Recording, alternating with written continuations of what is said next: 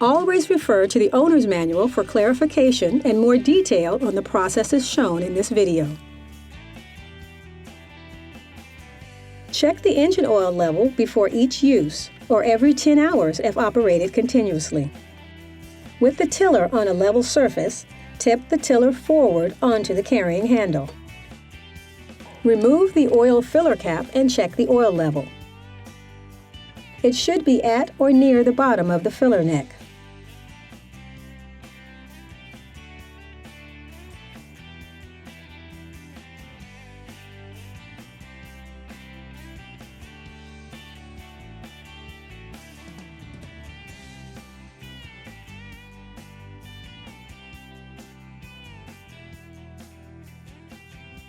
If the oil is low, use a small funnel to bring the oil level up to the proper level.